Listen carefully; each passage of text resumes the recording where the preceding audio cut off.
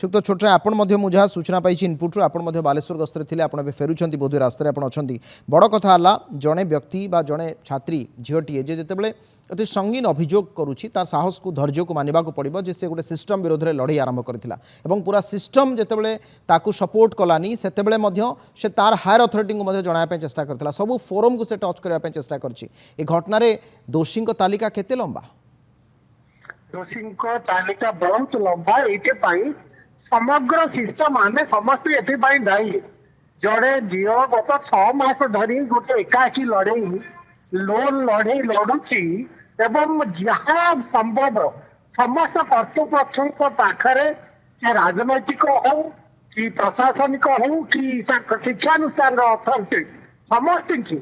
principal समस्त की से अभियोग पत्र देती जो अन्याय होती अन्याय समाधान करने से न्याय दाबी कर आज माने जो भाई भाव में अवहेला करागला निर्यातन पर निर्यातन दिगला से सबू जगह विफल है न्याय पाइबा पदक्षेप जहाँ पक्ष पदक्षेप ने चेष्टा करू कथा हूँ बर्तमान समस्त अनुशोचना अनुताप परिवार समय ये कौटी भूल रहा आप जो प्रश्न कले आम कौ स्तर में जदि शिक्षा मंत्री हो मुख्यमंत्री हो स्थानीय विधायक हो सांसद हूँ प्रिंसिपाल हूँ इंटरनल कंप्लेंट कमिटी हो कौ जगार जदि कई भी सतर्क होते टे पचार बुझी था कि अन्याय होने आम से चेक कर झीटी मोर जीवन तार जो